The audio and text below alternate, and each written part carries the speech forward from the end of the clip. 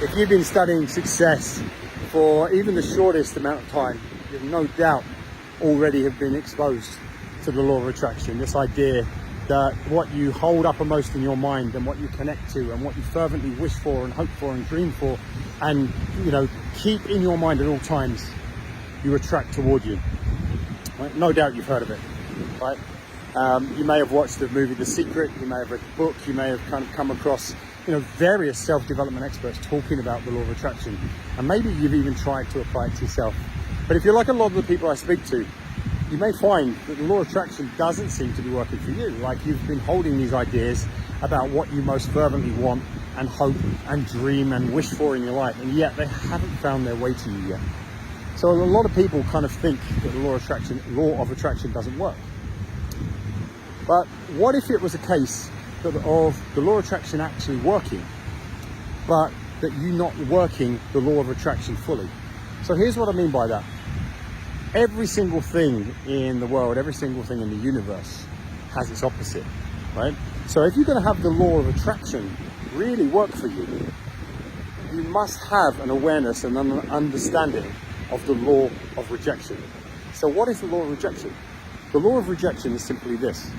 If you are truly committed to attracting something into your life, you need to be just as equally truly committed to applying the law of rejection. This idea that you are not going to stand for a certain thing, you're not going to entertain a certain thing, you're not going to act in accordance with a certain thing that is in opposition to your law of attraction.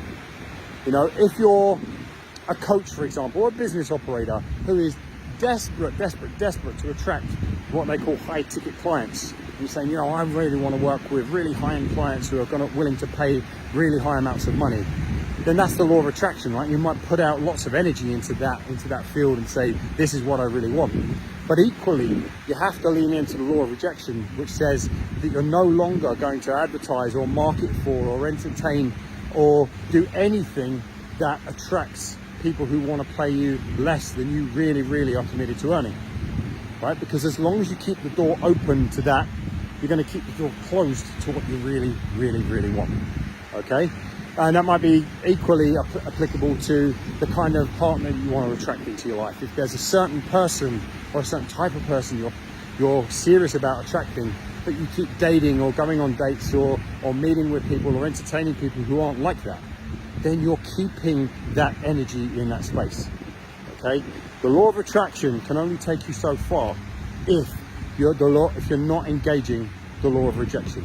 So my invitation to you is to think about what you don't want. Like, sit down with a piece of paper, write out all the things that you're no longer willing to tolerate, that you're no longer willing to have as part of your day-to-day life. And be on the lookout for those things.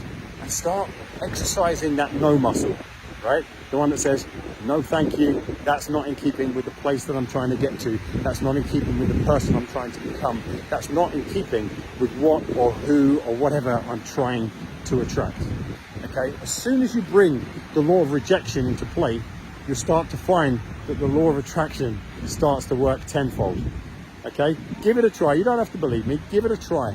Look into your life right now and see what it is you're attracting, and see what it is that you've committed to repelling, you've committed to rejecting, and lean into that harder than you ever have before, and you'll soon see that more and more of what you really want starts to show up.